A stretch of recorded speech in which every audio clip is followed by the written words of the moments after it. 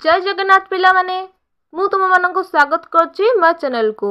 पिला माने मु तुम मानक पई आज सुंदर गोटे कहानी नहीं आसीछि, किंतु कहानी सुनेबा पूर्व तुम मानक कहि रखुछि जे जदि तुम माने मो चैनल को नुआ रे आछिछ तेबे मो चैनल को लाइक से सब्सक्राइब करबा को भूलिबो नाही।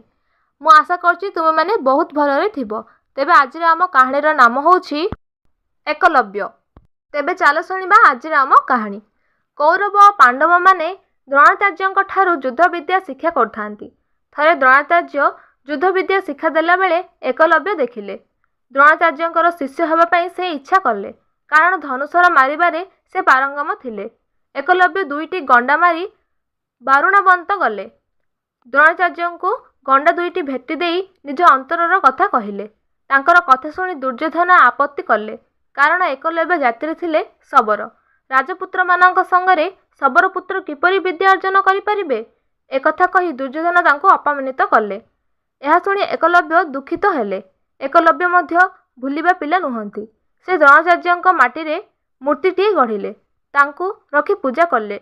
मूर्तिटी को गुरु बोली मने मने स्मरण कले और युद्ध विद्या शिखिले। थरे दुर्योधन ता भाई माननको नै शिकार पाई जंगल को गले। सेठारे एकलव्य को देखिबारु दुईंक मध्य प्रबल युद्ध हला। एकलव्य समस्त को हराई देले। पर सेमाने फेरिबार विलंब हेबारु अर्जुन खोजिबाकू गले।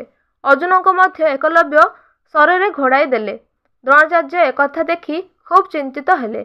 एकलव्य गुरु किए बोली पचारिले। एकलव्य गुरु को से किपरि युद्ध विद्या शिक्षा कले ताहा वर्णना कले और गुरु दक्षिणा मागिबा पई अनुरोध कले। द्रोणाचार्य एकलव्य को तांकर डाहाण हातर बुढ़ा आंगुली दक्षिणा स्वरूप मागिले। कौनसी प्रकार संकोच न करी एकलव्य निज आंगुली काटी गुरु को दान कले और निज दक्षिणा पूर्ण कले। एकलव्यंकर गुरु भक्ति अतुलनीय थिला, तेणु प्रत्येक शिष्य गुरु का आदेश पालन करबा उचित।